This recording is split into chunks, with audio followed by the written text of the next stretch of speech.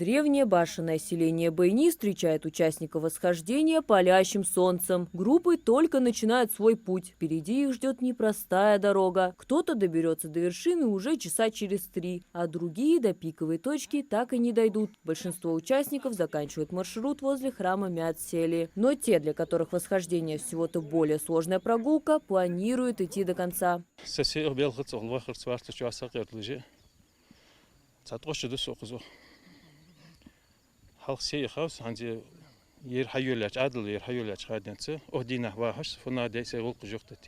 Стоит подняться чуть выше, и солнце скрывается за густыми облаками. Становится прохладно. Опытные покорители вершин настоятельно советуют не пренебрегать теплой одеждой. В список входят и другие обязательные вещи. Вода – самый важный ресурс. Профессионалы, которые на протяжении долгих лет занимаются восхождениями, делятся основными правилами с новичками.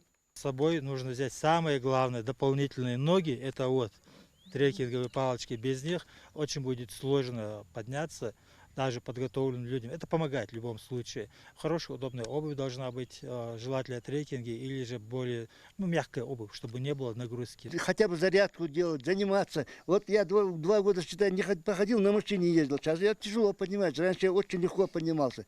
Надо шевелиться, что-то делать, физически заниматься. Для Ахмеда Далиева это уже 14-е покорение Столовой горы. Он как никто знает секреты успешного восхождения. Не забывать брать воду, не лениться брать воду, литр хотя бы. Потому что очень изнурительный маршрут, очень сложный маршрут на самом деле, если так кажется легко, но очень изнурительный, очень должна быть дыхалка хорошая. На первый взгляд может показаться, что это довольно просто – пешая прогулка. Но на самом деле это не так. Дорога здесь всегда идет только вверх, и уже через полчаса ты начинаешь понимать, что изрядно устал. А впереди еще очень долгая дорога.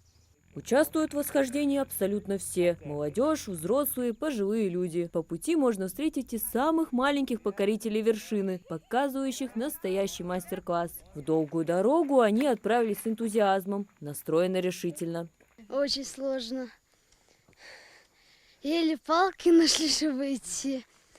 И воды всегда хочется. Как далеко планируете зайти? До конца, наверх, очень.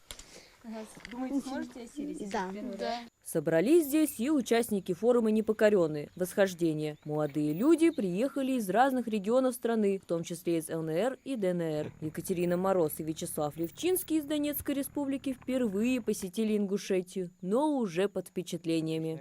Эмоции просто зашкаливают, мне все очень нравится. Этот поход на гору, я не устал еще, я готов идти дальше. Очень необычно подняться на эту гору, это ни разу мы не поднимались, поэтому для нас это что-то такое новое, можно сказать, новый такой шаг для чего-то большего.